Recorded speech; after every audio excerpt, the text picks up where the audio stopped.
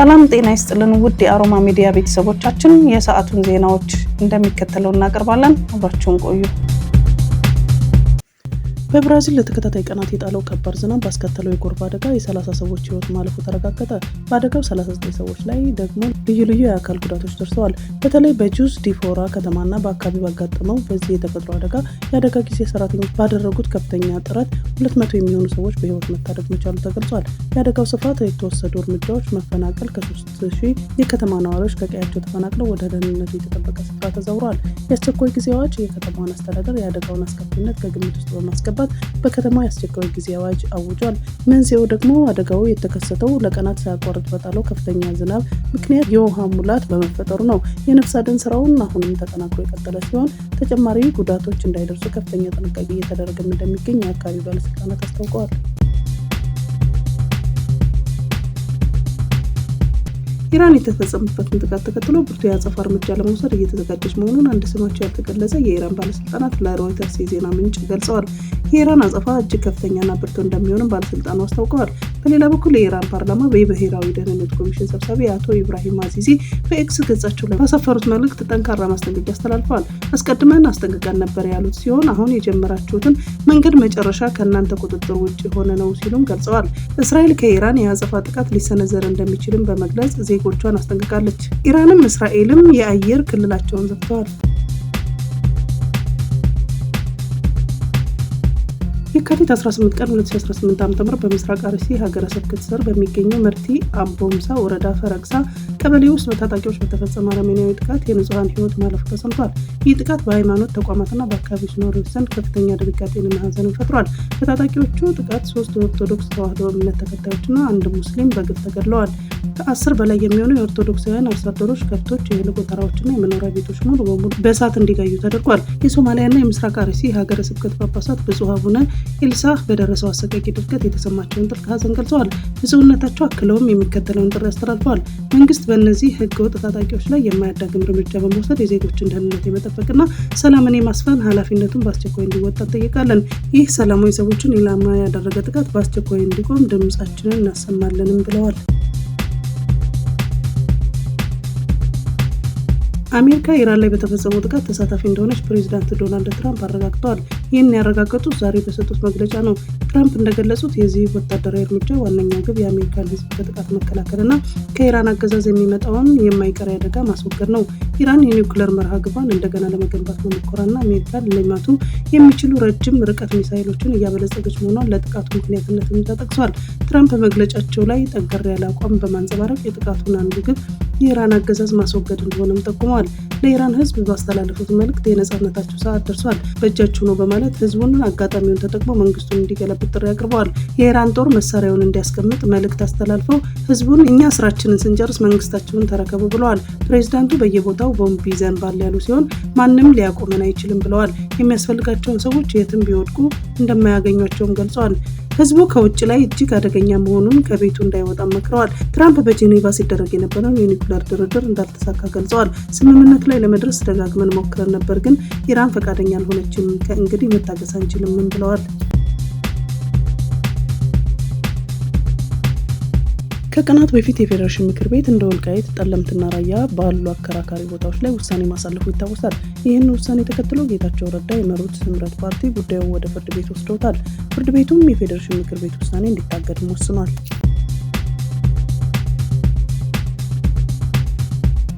ትግራይን ለቀው የሚወጡ ወጣቶች በቁጥር በከፍተኛ ሁኔታ ጨመረ። በትግራይ ክልል ዳግም ጦርነት ይቀሰቀሳል የሚለውን ስጋት እየበረታ መምጣቱን ተከትሎ በርካታ ወጣቶች ክልሉን ለቀው ወደ አዲስ አበባ እየተሰደዱ መሆናቸውን ቢቢሲ ዘግቧል። በመቀሌና በተለያዩ ከተማዎች የሚገኙ ነዋሪዎች እንደሚሉት በክልሉ የሸቀጦች ዋጋ በከፍተኛ ሁኔታ የናረ ሲሆን ባንኮችም በቀን ከ2000 ብር በላይ እንዳይወጣ ገደብ ጥለዋል። ይህ ህዝባዊ ስጋት የመነጨው ከፕሪቶሪያ የሰላም ስምምነት በኋላ በፌዴራል መንግስቱና በኤርትራና በአማራ ኃይሎች መካከል የተፈጠረውን አዲስ የፍጥጫ ድባብ በፈጠረው አለመረጋጋት መሆኑን ተመልክቷል። የሰላም ስምምነቱ ተፈራራሚዎች የሆኑት የፌዴራል መንግስትና ህወሓት አሁን ላይ በአከራካሪ ቦታዎች ጉዳይ ላይ ከፍተኛ መካረር ውስጥ ይገኛሉ። በተለይም የፌዴሬሽን ምክር ቤት በአማራና በትግራይ አከራካሪ የሆኑ ቦታዎች ላይ በትግራይ መንግስት ስር ሳይሆኑ ምርጫ እንዲካሄዱ መወሰኑን ለውጥረቱ መባባስ ምክንያት ሆኗል። የህወሓት ሊቀመንበር ዶክተር ደብረጽዮን ገብረሚካኤል ጦርነት እያንዣበበ ነው ሲሉ መናገራቸውንና የኢትዮጵያ መንግስት ዳግም ግጭት ቢቀሰቀስ በትግራይ ክልል ላይ የሚያደርሰው ውድመት እጅግ የከፋ እንደሚሆንም ተሰግቷል። ክልሉ ገና ከቀድሞ ጦርነት ጠባሳ ሳያገግም መሰረተ ልማቶች ሳይጠገኑ ስራ አጥነትን በነገሰበት ሁኔታ ውስጥ ሌላ ጦርነት መግባቱ የህዝቡ ስቃይ ያራዝመዋል። ከዚህ ባለፈ በኢትዮጵያና በኤርትራ መካከል የሚፈጠር ግጭት ከጎረቤት ሱዳን የእርስ በርስ ጦርነት ጋር ተዳምሮ መላው የአፍሪካ ቀንድ ቀውስ ውስጥ ሊቀዝፈው እንደሚችል የዘርፉ ምሁራን ስጋታቸውን ለቢቢሲ ገልጸዋል። ይህንን እያንዣበበ ያለ ጦርነት ለመከላከል የሚደረገው ዲፕሎማሲያዊ ጥረት ከቀድሞው በተለየ አዳጋች ሆኗል። እንደ አሜሪካ ያሉ ሀገራት ትኩረት በሌሎች ዓለም አቀፍ ጉዳዮች ላይ ማረፉ የአፍሪካ ህብረት ደካማ መሆኗንና የባህረ ሰላጤው ሀገራትን መከፋፈል ለሰላሙ ተስፋ እንዳይኖር ማድረጉን ቢቢሲ ጠቅሷል። አሁን ባለው ሁኔታ የተባበሩት አረብ ኤሚሬትስ እና ሳውዲ አረቢያ በአዲስ አበባና በአስመራ ላይ ያላቸውን ተጽዕኖ በመጠቀም ግጭቱን እንዲያስቀሩ የሚጠበቅ ቢሆንም የሁኔታውን ተለዋዋጭነት ግን አሁንም ስጋቱን እንደናረ አስቀጥሎታል። በደረቅ ቆሻሻ አያያዝና አወጋገድ አዋጅ ቁጥር 1383/2017 መሰረት የፕላስቲክ ማሸጊያ ማለትም እቃዎችን ከብክለት ለመከላከል ወይም ከሌላ ነገር ጋር እንዳይቀላቀል ለማድረግ በእቃው አምራች ጥቅም ላይ የሚውል ከፕላስቲክ የሚዘጋጅ መጠቅለያ ወይም መያዣ ነው የሚል ትርጉም ተሰጥቶታል። በዚህም መሰረት የምግብ፣ የባልትና ውጤቶች፣ በላውንደሪ አገልግሎትና በሌሎች ምርቶች ለማሸግ የሚውሉ የፕላስቲክ ማሸጊያዎች በአዋጁ የተፈቀደ ሲሆን የእነዚህ ማሸጊያዎች የቆሻሻ አያያዝ በአዋጁና አዋጁን ተከትለው በሚወጡ ማስፈጸሚያ ህጎች የሚተገበር ይሆናል። የሴኔጋል ጠቅላይ ሚኒስትር በተመሳሳይ ጾታ ግንኙነት ላይ የሚጣለው ቅጣት ለመጨመር ቃል ገቡ። የሴኔጋል ጠቅላይ ሚኒስትር ኡስማን ሶንኮ በተመሳሳይ ጾታ ግንኙነት ላይ የሚጣለው ከፍተኛ ቅጣት እስከ 10 ዓመት እስራት እንደሚደርስ ረቂቅ ህግ ይፋ አድርገዋል። ይህ ረቂቅ ህግ ለተመሳሳይ ጾታ ግንኙነት ቅስቀሳ በሚያደርገው ማንኛውንም ሰው ላይ ከ3 እስከ 7 ዓመት የሚደርስ እስራት ይጥላል። ኡስማን ሶንኮ ለፓርላማው ሲናገሩ ማንኛውም ከተፈጥሮ ውጭ የሆነ ድርጊት የሚፈጽም ሰው ከ5 እስከ 10 ዓመት በሚደርስ ጽኑ እስራት ይቀጣል ብለዋል። በተመሳሳይ ጾታ ግንኙነት የተጠረጠሩ ሰዎች በቁጥጥር ስር መዋልን ተከትሎ ሚኒስትሮች ረቂቅ ህጉን ባሳለፈው ሳምንት ለፓርላማው መርተውታል። በቁጥጥር ስር ከዋሉት መካከል 2 የሀገር ውስጥ ታዋቂ ሰዎችና 1 የታዋቂ ጋዜጠኛ ይገኙበታል። ይህ ውሳኔ የመጣው ባለፉት ጥቂት ዓመታት የሃይማኖት ድርጅቶች ጠንከር ያለ ቅጣት እንዲጣል በመጠየቅ ተቃውሞ ሲያደርጉ ከቆዩ በኋላ ነው። በፓርላማው ድምጽ የሚሰጥበት ቀን እስካሁን አልተቆረጠም ያለው አፍሪካ ኒውስ ነው። በማረሚያ ቤት ሲጋራ ሊያስገባ የሞከረ ግለሰብ በእስራትና በገንዘብ ተቀጣ። ዘካሪያስ ሀብተ ማርያም የተባለው ተከሳሽ የካቲት 12 ቀን 2018 ዓ.ም በፌዴራል ማረሚያ ቤት ኮሚሽን ዝዋይ ማረሚያ ማዕከል በእርምት ላይ የሚገኘውን የህግ ታራሚ ፀሐይ ጽድቅ ንጉሴ የተባለ ግለሰብ የታሰረ ቤተሰቡን ለመጠየቅ ሲያስብ ይዞ የመጣውን በታሰረ ሳህን ፍትፍት እንጀራ ወይም ዳቦ ቆሎ ወይንም ሊጠቀምበት የሚያስችል ገንዘብ ሳይሆን ወደ ማረሚያ ቤት እንዳይገባ የተከለከለውና ታራሚዎችን ለማረም ማነጽ እንቅፋት የሆነውን ሲጋራ ይዞ ነበር።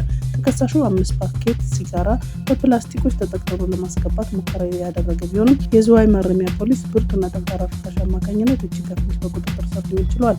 የዝዋይ ማረሚያ ማዕከል ተከሳሹ ለፍርድ በማቅረብ የአዳሚ ቱሉ ጁዶ ኮምቦልቻ ወረዳ ፍርድ ቤት የአቃቢ ህግን ክስ በመመርመር እንዲሁም የተከሳሹን የእምነት ክህደት ቃል በመቀበል ተከሳሹ የተከሰሰበትን ወንጀል ድርጊት አምኖ በመቀበሉ በወንጀለኛ መቅጫ ስነ ስርዓት ህግ ቁጥር 134 መሰረት ጥፋተኛ ሆኖ ተገኝቷል።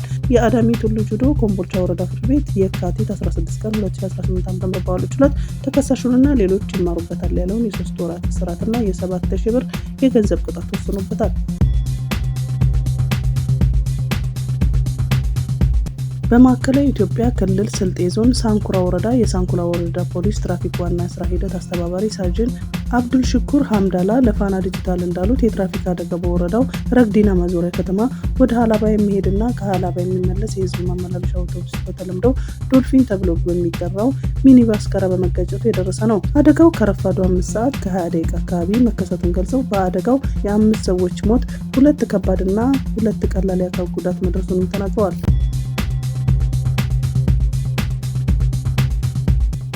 የትግራይ ክልል ጊዜያዊ አስተዳደር ወደ ክልሉ የሚገባውን ነዳጅ ሙሉ በሙሉ ማቆሙን አስታወቀ። የትግራይ ክልል ጊዜያዊ አስተዳደር ንግድና ኤክስፐርት ኤጀንሲ ባወጣው መግለጫ ከየካቲት ወር 2017 አንስቶ ወደ ክልሉ ይገባ በነበረው ነዳጅና ናፍጣ መጠን ላይ ቅናሽ ሲደረግ መቆየቱን አውስቷል።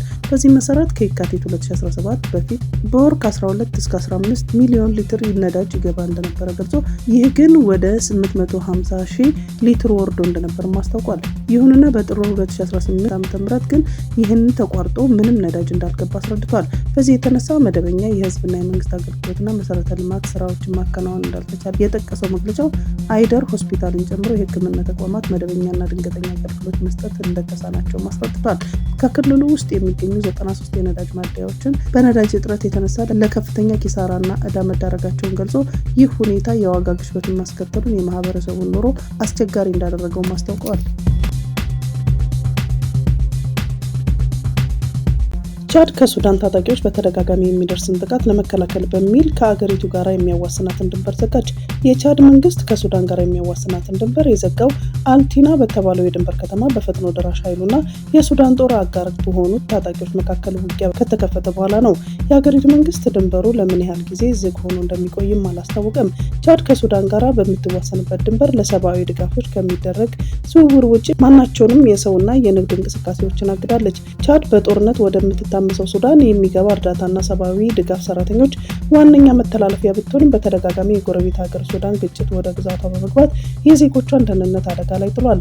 የቻድ ኮሚኒኬሽን ሚኒስቴር የሱዳን ግዛት የሱዳንን ግጭት ወደ ሀገራቸው እንዳይስፋፋ ለመከላከልና የሀገሪቱን ዜጎችና ስደተኞችን ደህንነት ለመጠበቅ ሲባል ድንበሩ እንዲዘጋ መወሰኑን ገልጿል። የሀገር ውስጥ መገናኛ ብዙኃን ቅዳሜ ዕለት የሱዳንን ፈጥኖ ደራሽ ኃይል በድንበር ከተማ አልታይን የሚገኝ የቻድ ጦር ካምፕ ላይ ጥቃት መሰንዘራቸውን ዘግበዋል። መንግስት ግን በጉዳዩ ላይ ምንም ያለው ነገር የለም።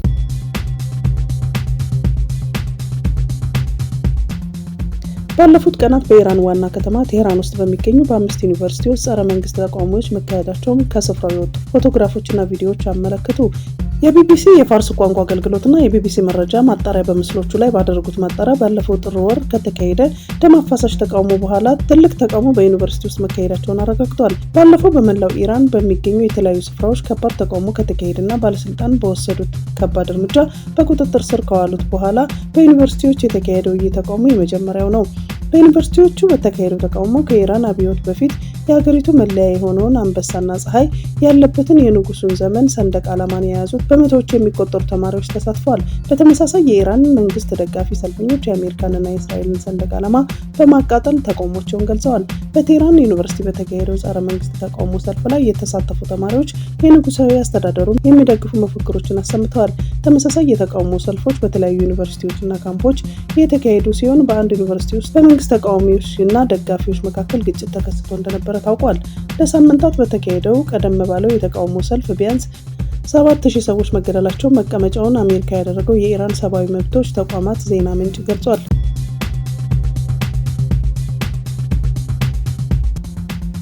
ወደ ፕሬዝዳንት ትራምፕ ቅንጡ መኖሪያ ማር-አላጎ ሪዞርት ጥሶ ሊገባ ያለ ግለሰብ ተገደለ።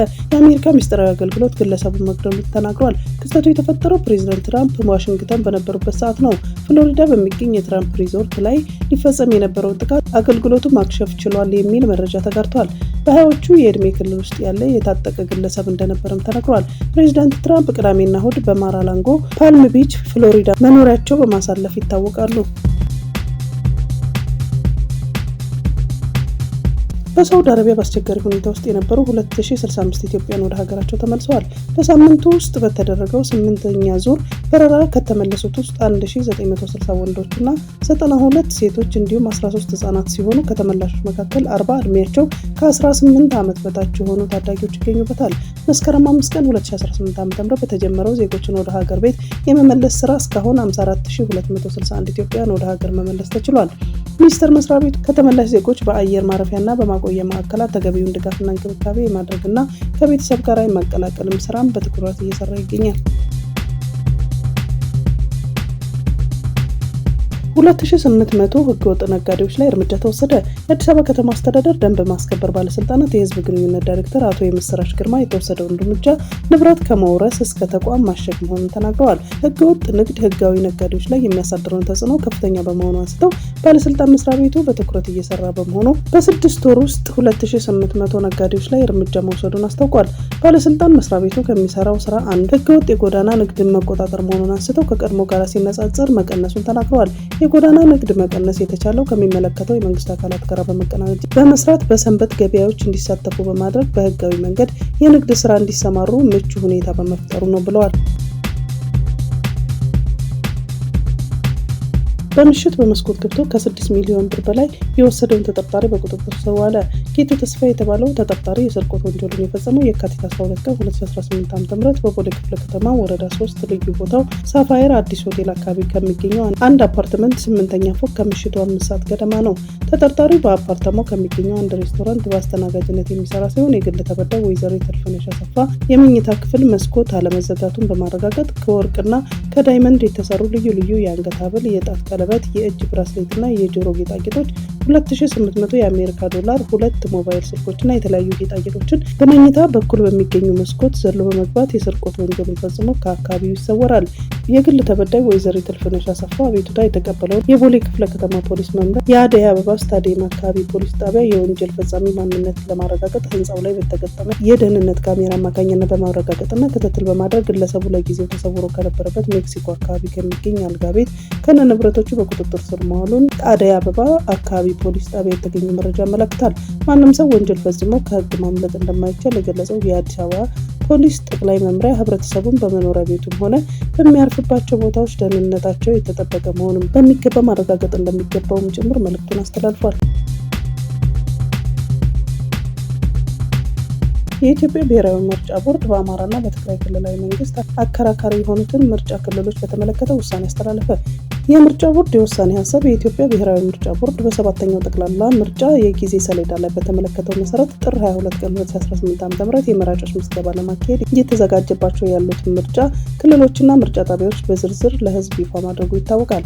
ይሁንና ቦርዱ ያወጣውን የምርጫ ክልሎችና ጣቢያዎች ዝርዝር ተከትሎ ጥር 25 ቀን 2018 ዓ.ም የፌዴሬሽን ምክር ቤት በቁጥር ፌደም ህዝባር አፌ ህዝባር 5 ህዝባር 13 138 ለቦርዱ በጻፈው ደብዳቤ በትግራይና በአማራ ክልል መንግስታት መካከል አከራካሪ ሆነው የቆዩትን የ5 ምርጫ ክልሎች ይገባኛል ጥያቄ እስከሚፈታ የሁመራ፣ የአዲ ረመጽ፣ የኮረም፣ አፍላ፣ የጠለምትና የራያ አላማጣ ምርጫ ክልሎች ከትግራይ ክልላዊ መንግስት ውጭ ሆነው ለብቻቸው በቀጥታ ለህዝብ ተወካዮች ምክር ቤት ምርጫ እንዲደረግ ምክር ቤቱ መወሰኑ ለቦርዱ አሳውቋል።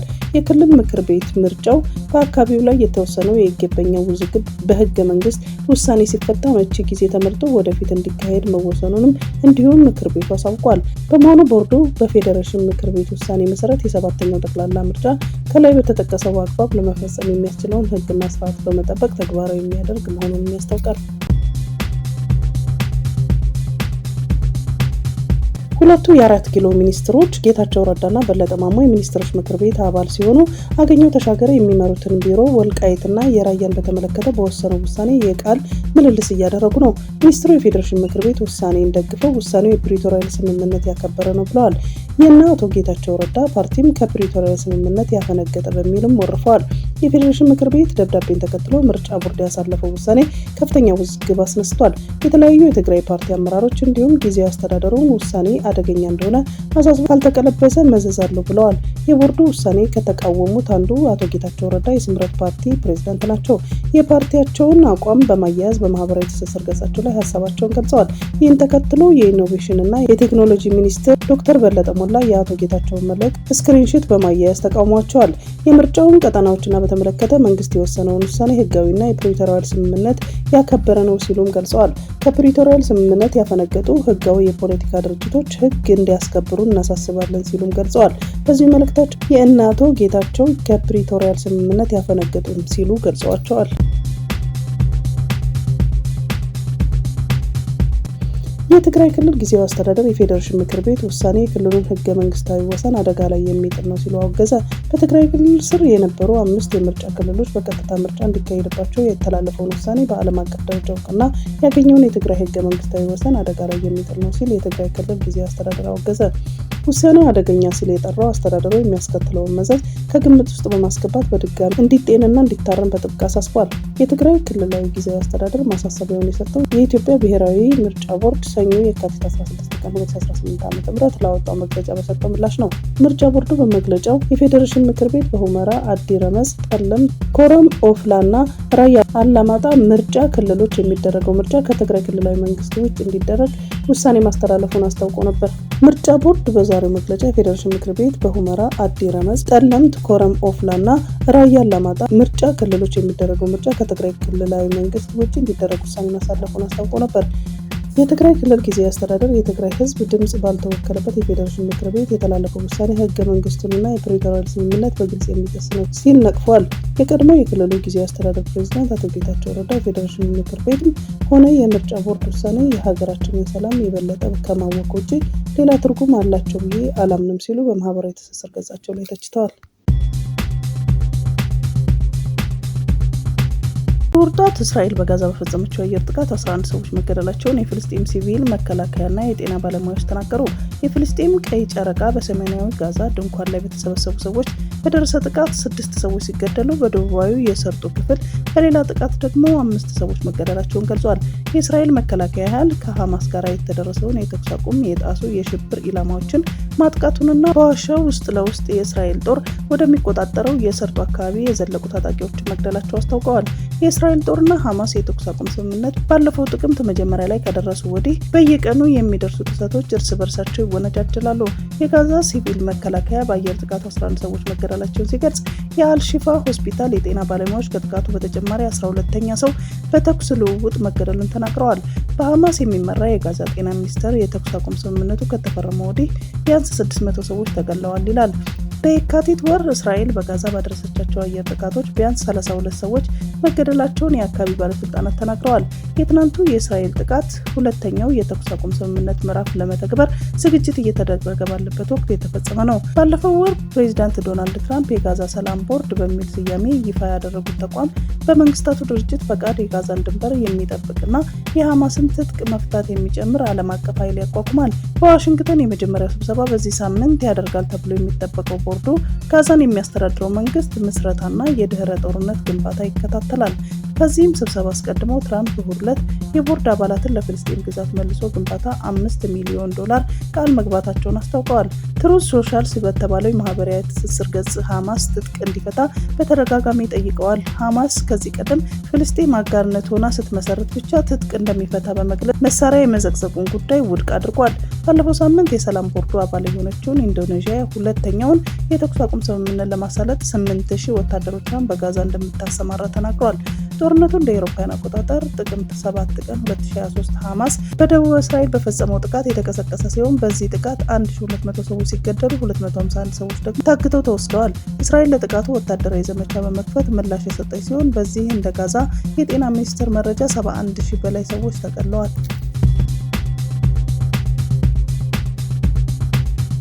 የኢራን የቀድሞ ንጉስ ልጅ ዓለም አቀፍ የተግባር ቀን ሲሉ ያስተላለፉትን ጥሪ ተከትሎ በመላው ዓለም በመቶ ሺዎች የሚቆጠሩ ሰልፈኞች የኢራንን መንግስት በመቃወም አደባባይ ወጡ። ሬዛ ፓህላቪ በሙኒክ 250,000 ለሚገመቱ ሰዎች ንግግር ሲያደርጉ የኢራን እስላማዊ አገዛዝ ከስልጣን እንዲወርድ ጥሪ አቅርበዋል። በንግግራቸው በቅርቡ በአገሪቱ የተካሄደው ህዝባዊ ተቃውሞ ተከትሎ የደረሰው እስር፣ አፈናና ግድያ ተቃውመዋል። በሙኒክ፣ ሎስ አንጀለስ እና ቶሮንቶ ከፍተኛ ቁጥር ያላቸው ሰዎች አደባባይ በመውጣት በኢራን መንግስት ላይ ያላቸውን ተቃውሞ ገልጸዋል። በቁጥር ትንሽ ቢሆኑም በቴል አቪቭ፣ ሊዝበን፣ ሲድኒ እና ለንደንም ተመሳሳይ ሰልፎች ተካሂደዋል። የመብት ተሟጋቾች በሀገሪቱ የተከሰተውን የኑሮ ውድነት ተከትሎ ከሀገር አቀፍ ደረጃ በተካሄደ ተቃውሞ የመንግስት የጸጥታ ኃይሎች 6,000 ያህል ሰዎችን መግደላቸውን ይናገራሉ። ፓህላቪ ለተሰበሰበው ህዝብ የመጀመሪያውን መልእክቴን በሀገር ውስጥ ላሉ ጀግኖችና ታጋይ ወገኖች ነው። ብቻቸውን እንዳልሆናችሁ ወቁ። እናም ዛሬ በዚህ ትግል ዓለም ከጎናችሁ ነው። የኢራን አመራር በመተቸት ከዚህ ሙሰኛ ጨቋኝ ህጻናትን ከሚገድል አገዛዝ በተለየ እናንተን ታላቅ ባህልና ስልጣኔን ተወክላላችሁና በነገዋ ነጻ ኢራን ውስጥ እኛ ምንኛ ታላቅ አገር መሆናችን ለዓለም ታረጋግጣላችሁም ብለዋል። የኢራን ውጭ ጉዳይ ሚኒስትር አባስ አራግቺ ከዩናይትድ ስቴትስ ጋር ለሚያደርጉት ሁለተኛ ዙር የኒውክሌር ድርድር የስዊትዘርላንድስ ዋና ከተማ ጄኔቫ ገቡ። አሜሪካና ኢራን በተዘዋዋሪ የሚያደርጉትን ድርድር ማክሰኞ ዕለት በጄኔቫ እንደሚጀምር ተገልጿል። ድርድሩን የምትመራው ኦማን መሆኗን የተገለጸ ሲሆን የአሜሪካ ልዑካን ቡድን ስቲቭ ዊትኮቭ እና ጄሬድ ኩሽነር እንደሚመሩት ታውቋል። የአሜሪካ ውጭ ጉዳይ ሚኒስትር ማርኮ ሩቢዮ ዋሽንግተን ውጤታማ ስምምነት ላይ ለመድረስ ጥረት እያደረገች መሆኑን ተናግረዋል። ከኢራን ጋር ማንም ውጤታማ ስምምነት ላይ መድረስ አልቻለም፣ እኛ ግን እየሞከርን ነው ብለዋል። አክለውም ስቲቭ ዊትኮቭ እና ጄሬድ ኩሽነር ከኢራን ጋር ለሚደረገው ድርድር ወደ ስፍራው እያመሩ ነው፣ የሚሆነውንም እናያለን ብለዋል። የአሜሪካ የውጭ ጉዳይ ሚኒስትር ማርኮ ሩቢዮ ቅዳሜ ዕለት ባደረጉት ንግግር ፕሬዚዳንት ዶናልድ ትራምፕ ስምምነት ላይ መድረስን እንደሚመርጡ ገልጸዋል። ሁለቱ ሀገራት የሚያደርጉትን ድርድር የሚካሄደው የኢራን መንግስታት የሚቃወሙ ሰልፎችን በዓለማችን የተለያዩ ክፍሎች ከተደረጉ ከ2 ቀናት በኋላ ነው። ቱርክ ሁለት ጥልቅ ነዳጅ ቆፋሪ የሆነውን መርከቧን ለመጀመሪያ ተልዕኮ ወደ ሶማሊያ መላኳን አስታወቀች። የቱርክ የኤነርጂና የተፈጥሮ ሀብት ሚኒስትር አልፓስላን ባይራካታር እርምጃውን ታሪካዊ ብለውታል። መርከቡ በ45 ቀናት ጉዞ በኋላ ሞቃዲሾ ደርሶ ቁፋሮን እንደሚጀምር ተናግሯል። ቱርክና ሶማሊያ እንደ አውሮፓውያን አቆጣጠር በ2014 በባህርና በባህር ዳርቻ ላይ የነዳጅና ጋዝ ፍለጋን ለማከናወን ተስማምተዋል። አሁን የተላከውን መርከብ ጨምሮ ነዳጅ የሚቆፍሩ የቱርክ መርከቦች ቁጥር 6 መድረሱን ሚኒስትሩ ተናግረዋል ሲል የቱርክ ዜና ወኪል አናዶሉ ዘግቧል። ቱርክ ግዙፍ የባህር ዳርቻ ነዳጅ ፍለጋ በማካሄድ ከዓለም 4ኛ ደረጃ ላይ እንደምትገኝ አክለውም ተናግረዋል። ከአዲሱ የጎርጎሮሳውያን ዓመት ወዲህ አገሪቱ በጋዛና ነዳጅ ፍለጋ ላይ ከተሰማሩ የአሜሪካና የዩናይትድ ኪንግደም ኩባንያዎች ጋር ስልታዊ ስምምነት አድርጋለች። በአማራ ክልል በጤና ባለሙያዎች ላይ የሚደርስ ድብደባና ግድያ አሳሳቢ ደረጃ ላይ መድረሱን እንዳሳሰባቸው የዓለም ጤና ድርጅት ዋና ዳይሬክተር ዶክተር ቴድሮስ አድሃኖም ተናገሩ። ጉዳዩን በገለልተኛ አካል እንዲጣራም ጠይቀዋል። ዶክተር ቴድሮስ አድሃኖም በማህበራዊ ትስስር ገጻቸው ባሰራጩት መረጃ በአማራ ክልል ግጭት ከተቀሰቀሰ ወዲህ የጤና ባለሙያዎችን ያነጣጠረ የመታሰር፣ የመደብደብ፣ ግድያና ጥቃት እየደረሰባቸው መሆኑን ጠቅሰዋል።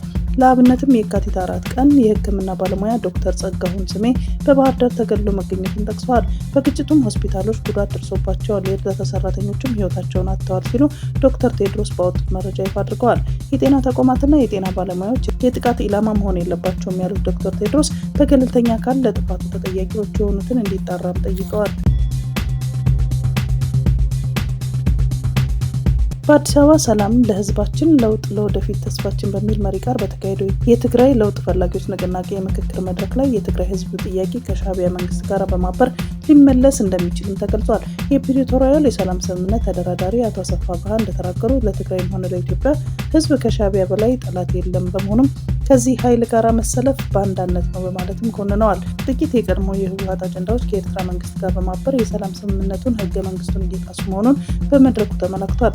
ሌተናል ጀነራል ጻድቃን ወልደ ተንሳይ በበኩላቸው የፌዴራል መንግስት ተፈናቃዮችን ለመመለስ ከመጀመሪያው ጀምሮ እንቅፋት ሆኖ እንደማያውቅ ገልጸው ይልቁንም የቀድሞ የህወሓት አንጃ የራሱን የፖለቲካ ፍላጎት ለማሳካት ሲል ተፈናቃዮችን እንደ መያዣ በመጠቀም እንዳይመለሱ እያደረገ ነው ሲሉ ወንጅለዋል። ይልቁንም የቀድሞ የህወሓት አንጃ ሌተናል ጀነራል ጻድቃን ወልደ ተንሳይ በበኩላቸው የፌዴራል መንግስት ተፈናቃዮችን ለመመለስ ከመጀመሪያው ጀምሮ እንቅፋት ሆኖ እንደማያውቅ ገልጸው ይልቁንም የቀድሞ የህወሓት አንጃ የራሱን የፖለቲካ ፍላጎት ለማሳካት ሲል ተፈናቃዮችን እንደ መያዣ በመጠቀም እንዳይመለሱ እያደረገ ነው ሲሉ ወንጅሏል። በትግራይ የፖለቲካ ችግሮች በሂደቱ ሊፈቱ የሚችሉትን ለሰብአዊ ድጋፍና ለተፈናቃዮች ቅድሚያ በመስጠት እንጂ ህዝብን ለፖለቲካ ትርፍ መስዋዕትነት ማድረግ እንዳልሆነም አብራርተዋል። የንቅናቄው አባላት በትግራይ ክልል ህጋዊ ምርጫ ተካሂዶ መደበኛ መንግስት እንዲመሰረት መስራት ዋነኛ ዓላማቸው መሆኑን ገልጸዋል። የትግራይ ህዝብ ከሁለተኛ ጥፋትና ከጦርነት ለመዳን ከኋላ ቀር አንጃዎች ተላቆ በሰላማዊ መንገድ መታገል እንዳለበት የጠቀሙት ተሳታፊዎቹ የክልሉ ችግሮች በዘላቂነት ለመፍታት ከፌዴራል መንግስት ጋር በቅንጅት መስራት ብሔራዊ ግዴታ መሆኑን በአጽንኦት አሳስበዋል። ሩሲያ ከቴሌግራም በመቀጠል በዋትስአፕ መተግበሪያ ላይ እገዳ መጣሏን አስታወቀች። የክሬምሊን ቃል አቀባይ ዲሚትሪ ፔስኮቭ እንደገለጹት እገዳው የተጣለው በመተግበሪያው የሩሲያ ህጎችና ሴቶችን ለማክበር ፈቃደኛ ባለመሆኑ ነው። የሩሲያ መንግስት ተጠቃሚዎች ዋትስአፕን ትተው በሀገር ውስጥ የበለጸገውን ማክስ የተሰኘውን መተግበሪያ እንዲጠቀሙ ጥሪ አቅርበዋል። ሩሲያ ከዚህ ቀደም በፌስቡክ፣ ኢንስታግራም እና በኤክስ ላይ እገዳ የጣለች ሲሆን በቅርቡም በዩቲዩብ እና በአፕል ፌስታይም ላይ ተመሳሳይ ገደቦችን መጣል መጀመሯ ይታወሳል። ዋትስአፕ በበኩል በሰጠው ምላሽ 100 ሚሊዮን የሚጠጉ ሩሲያውያንን ደህንነት ከተጠበቀ የመገናኛ ዘዴ ማግለል ኋላ ቀር ነው ሲሉ ድርጊቱን ኮንነውታል።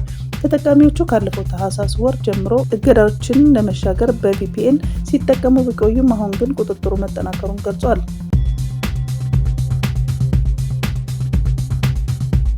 የቀድሞ የፌዴሬሽን ምክር ቤት አፈ ጉባኤ ወይዘሮ ኬሪያ ኢብራሂም ባደረጉት ቃለ ምልልስ ለህዝብ ሲባል የጦርነት በሮች ሁሉ መዘጋት አለባቸው፣ ለዚህም ደግሞ በአገር ውስጥም ሆነ በውጭ የሚገኙ የክልሉ ተወላጆች ጥረት ማድረግ ይገባቸዋል ብለዋል።